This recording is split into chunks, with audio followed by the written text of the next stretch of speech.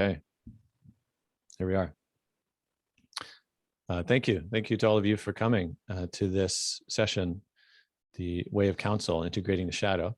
And, we're going to spend some time just first talking about the practice, how the practice came to be a key offering within the School of Mythopoetics, some of the lineage of the practice.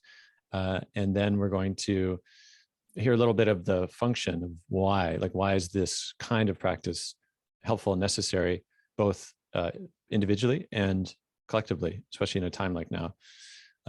From after this initial overview, which should take about 20 minutes or so, then we're going to shift into the practice itself.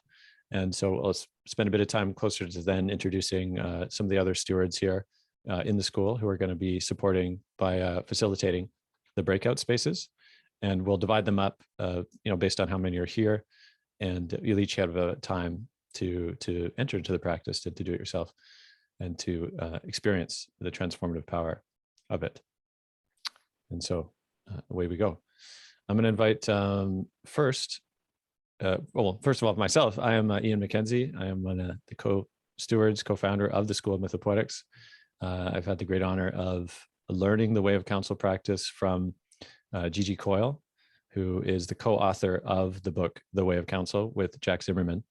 And those of you who've also perhaps been listening to the Mythic Masculine podcast, there's actually an episode with the co-author of that book, Jack Zimmerman, in the podcast. I think it's around 12 or so, called The Divine Path of Intimacy. What we go into some of the origins of at least their articulation of the practice there as well.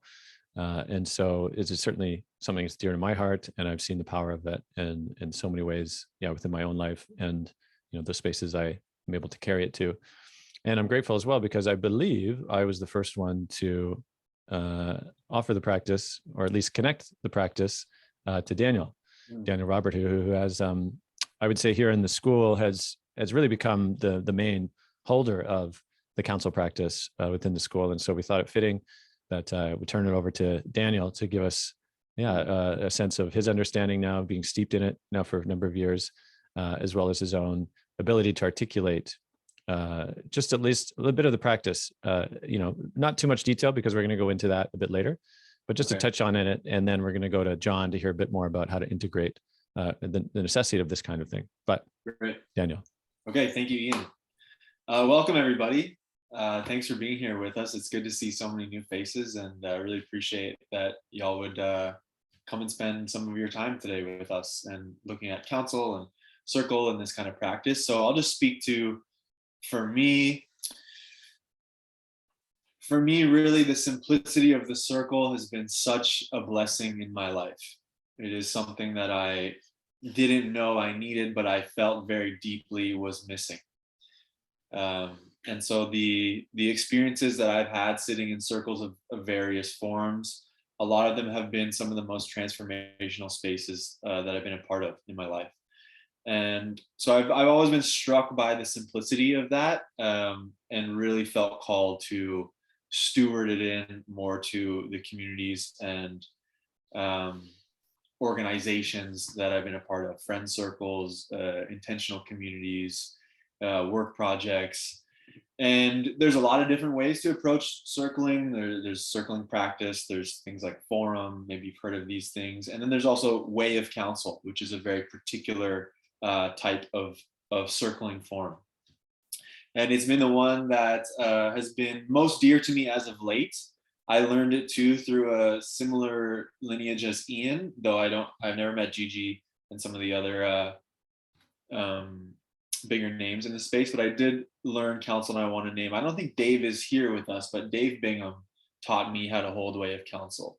And I'm forever indebted to him for that, which he has blessed me to support, hold, and facilitate. We'll get more into the specifics of how Way of Counsel works, what else to say about it.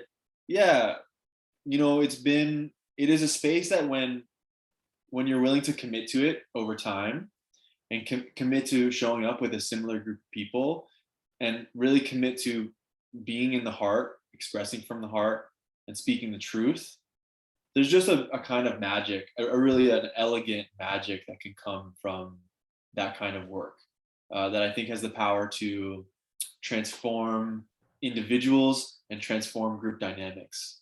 I think it really brings us back to the center of what it is to be human in a lot of ways, to sit in circle, to share our stories with those around us. So we've integrated that into the School of Mythopoetics, and I consider it to be one of the more important containers for holding the ongoing movements of each of us in our own initiatory moments, or even just what happens in our days, our weeks, what we're troubled by, what brings us joy.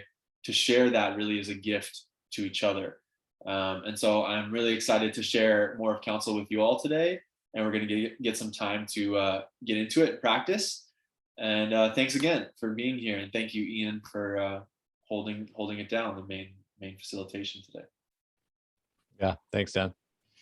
Now, as we edge closer now to the practice, there is something to name that this particular session is actually called Integrating the Shadow. And so we wanted to spend a bit of time of, why did we call it that, and how we understand the function of this practice and the necessity of this kind of practice, especially in a time when it seems like, shadow is running the show everywhere. And I'm going to invite John here as well to speak a little to that. John. Yeah, thank you, Ian. Thank you, Daniel, and welcome again to everybody here. It's great to see you all. Yeah, I could give a whole lecture series about integration and the shadow. So this is going to be a brief bit about it. But the reason we're calling it this, and specifically bringing counsel, which is such a simple practice that I've used the last 10 years throughout my life in especially moments when shit gets real, especially in groups. We are in this era where we're moving towards more of a community space. And so I want to say we cannot take it for granted at all in the pseudo culture that we're coming from, that we sit together and any of us have the capacity to really speak the truth or really speak and listen from our heart. So at a core level, counsel is really giving us this structure to actually step into that. And there's actually a field created not just here, but by all the other councils that's ever happened throughout time, of people sitting in circle and speaking deep truth that is aiding us. And in that, why we're calling it Integrating the Shadow is because, we here at the school, we're really trying to create some containership around the initiatory times that we are in. And the thing about initiatory times or initiatory experiences is that it is so much about being plunged into the underworld, being plunged into the place where shadow lives. Shadow is a term that I think first got popularized by Carl Jung, really to signify all the repressed and denied and exiled parts of self that became actually other, that got buried within us, and that lives in a way as a certain psychological personal shadow that can drive, a lot of our behaviors or actions, but we're not consciously aware of. And in some way, what I've understood is that the journey of adulthood, the journey to adulthood, this rite of passage, that culturally we are in, and we're each, I think, on our own quest, or maybe it's a journey into elderhood. But what it is, at each new level, I'd say it's really about integrating more of that shadow content. And the thing is about a shadow, which is why we're here in this, circle here and in this practice, is that it's really hard to see your own shadow. It is incredibly difficult, but yet we probably all know it from others in our lives, that you kind of know when you're seeing somebody's stuff, right? And we live in a culture where that's often used against people, or we stay in our own internal judgments of others, or probably ourselves, at having shadow content, which we all do. And what we actually want to create is a loving, compassionate space where we can first hear each other. Because often a lot of the shadow we think we see in others is actually a projection of our own shadows.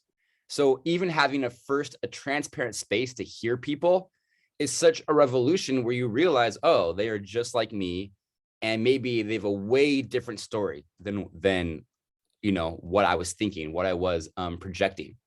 And then through hearing, I think we also then get a chance to, just in hearing others, be reflected by what they are saying from their own human experience, which helps us integrate our own stuff and collectively integrate. And then a layer deeper, which this comes in time, and this is not a layer we can bridge today on this first call, but it is something we're going to bridge often in the school, and really is a part of a deeper culture of mentorship, is also that place where we can give honest reflection to each other, which is integrated in other counsel practices. And it's also integrated in this practice of a forum that Ian and I carry from the Tamara Healing Biotope in Portugal.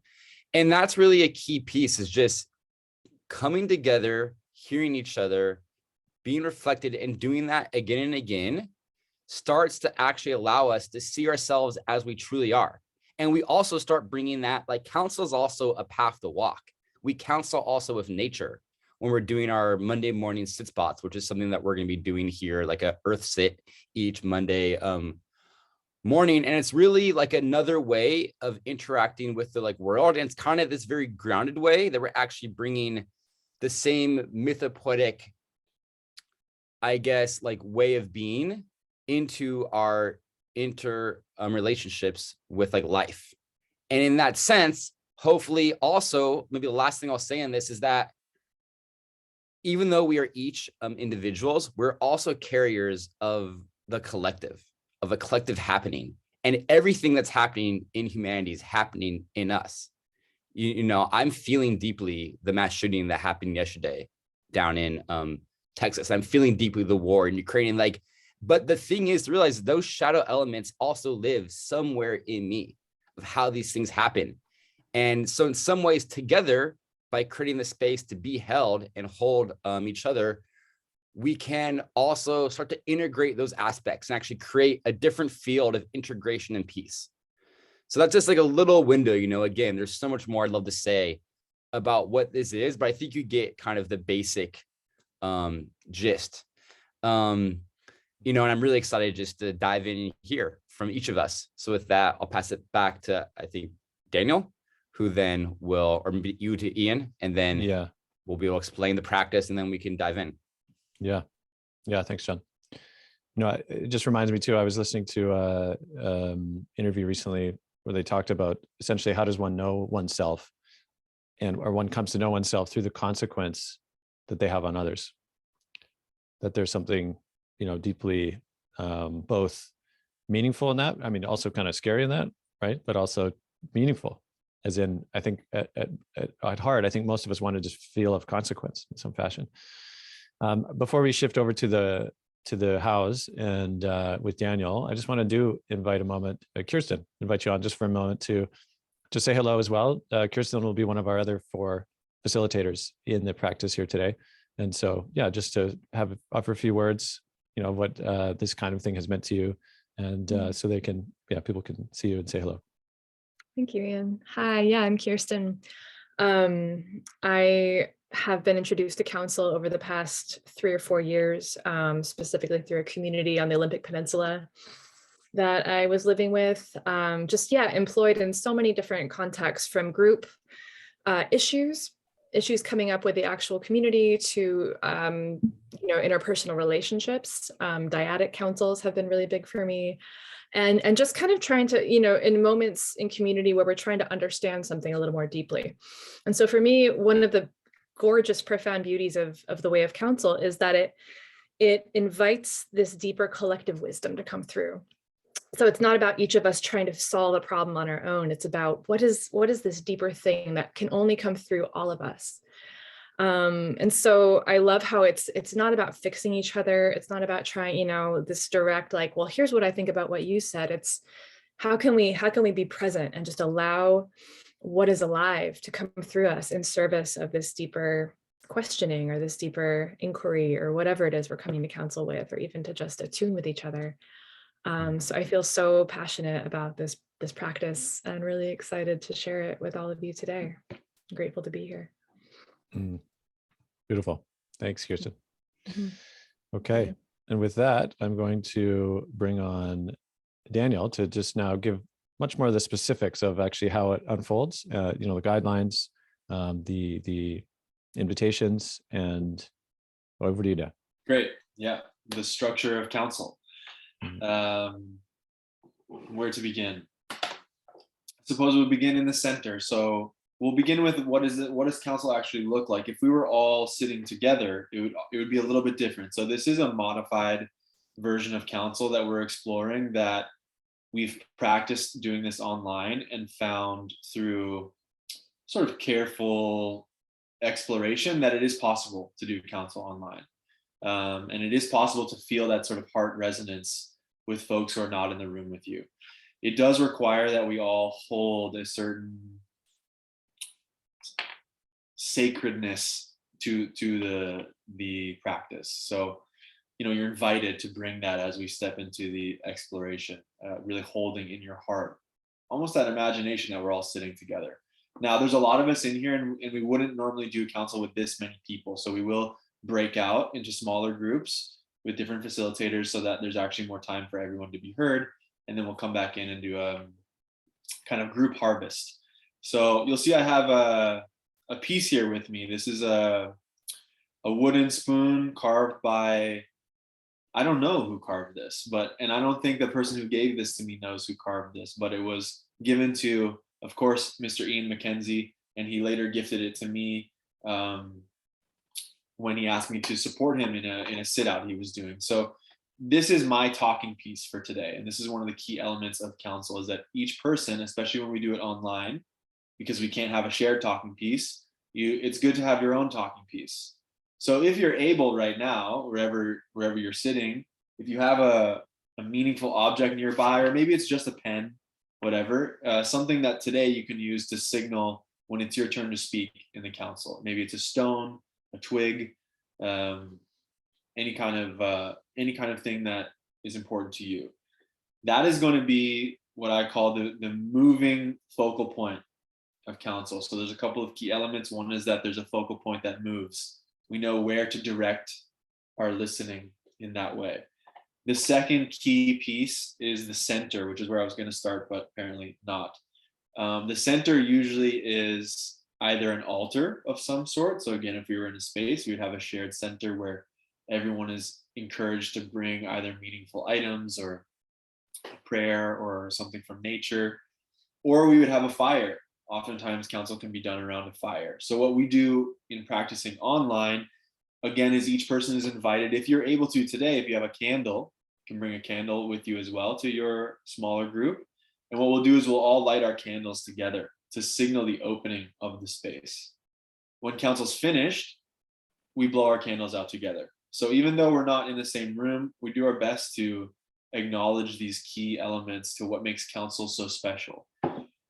And again, it's really simple at first glance, but I like to think of it as that it's actually quite elegant because it deepens in time. The simple elements deepen and weave into sort of what Kirsten was speaking to, this group intelligence emerging over and over. So we have the center, we have the moving piece, and then we have, the container is that we're all in a circle and facing inward together. So there's a certain sense of containment. When we light the candle, we signal opening. So we signal we're entering sacred space now. When the candles are lit, we're officially inside of council. We leave the world behind and we come into this space of being together. When the candle is blown out, the sacred space is done and we can step back into the ordinary world. The last important piece is facilitation. So normally there's at least one facilitator, generally two. Usually you'll have a man and a woman if possible. Today we'll have one facilitator in each group. And their job is to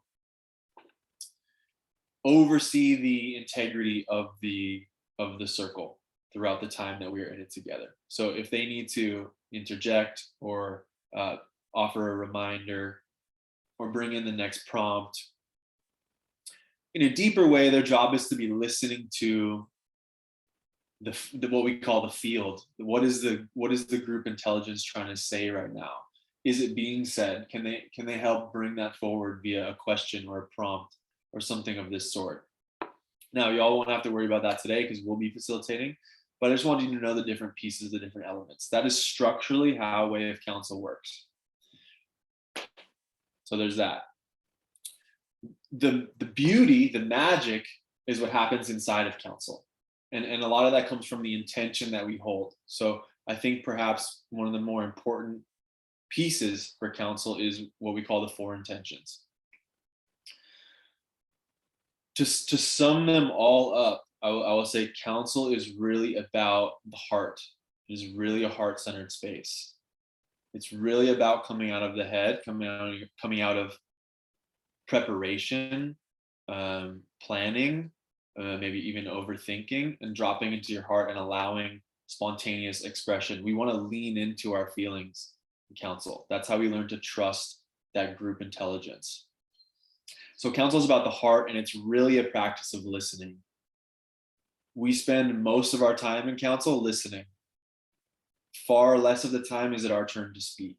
So this really is a practice of listening to our own hearts, listening to the hearts that are expressing around us. Excuse me. So we'll go into the 4 intentions, okay? And they're not in any particular order, but these are what they are. The first one is, as I'm saying, to listen from the heart. So again, we're coming out of the head. We want to come into, instead of agreeing with what we hear in the space, we want to come to understanding. Can I just understand this other perspective? Can I understand where this person is speaking from, the trouble that they are going through, what they feel is most spontaneously important to share right now? Can I come into a place of listening from my heart, empathizing compassionately, and coming to an understanding versus an agreement? So listening from the heart. 2, speaking from the heart. So when it's my turn to share, I'm not planning my share the whole time that the piece goes around, and then when it comes to me, I have my preparation. When the piece comes, I drop in, maybe I take a breath. What's here? What wants to arrive? What do I want to share? What does my heart want to share? It's my job to bring that forward. It's each of our jobs to speak from that place. Maybe more of a body-centric place, again, leaning into feeling. So listening from the heart, speaking from the heart. You'll find they all kind of weave into each other. They self-reference. And if you forget them, you just come back into your heart, come back into your breath. Ian's writing it in the chat there. Listening from the heart, speaking from the heart.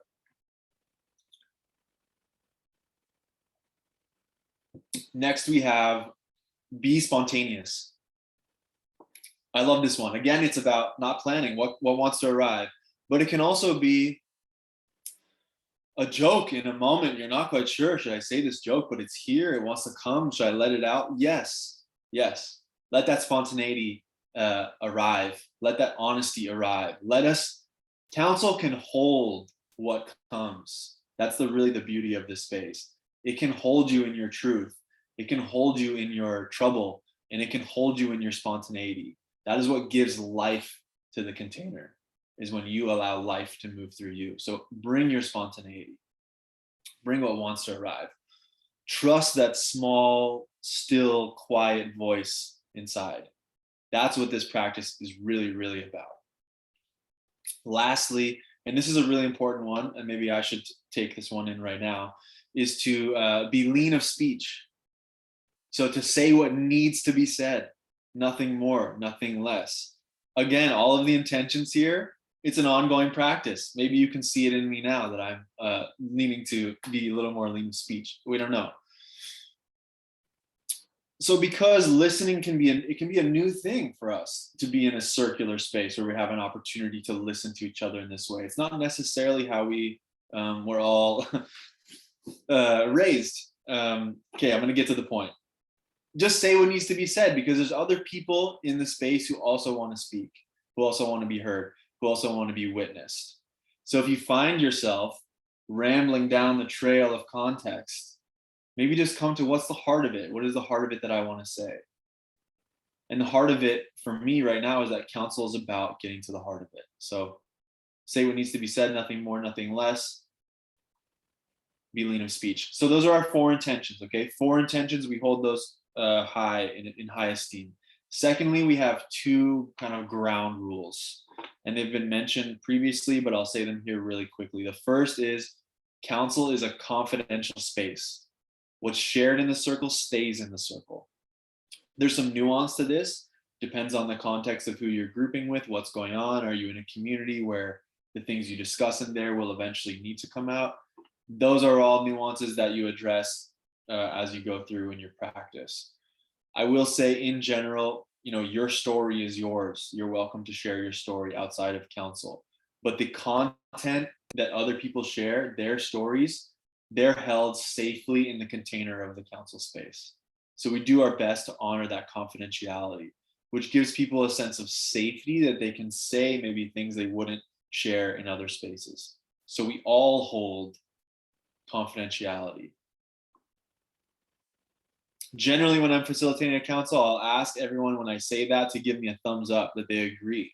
So whether you're on video or not, if you can signal even just to yourself that you agree with holding confidentiality as we move into our counsel space together. Great, I see some thumbs and some words in the chat, so thank you.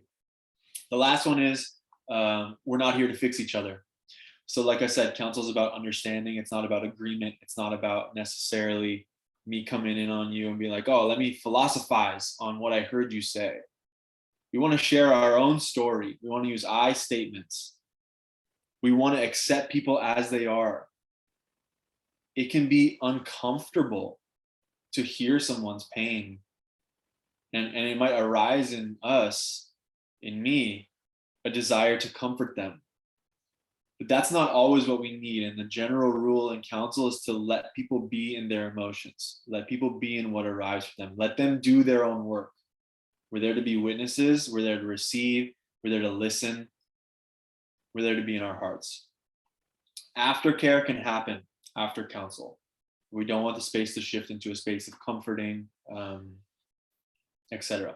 I think that's enough for me, unless any of Ian or anybody else wants to ask me or remind me of anything. I think that's all we need to say about counsel.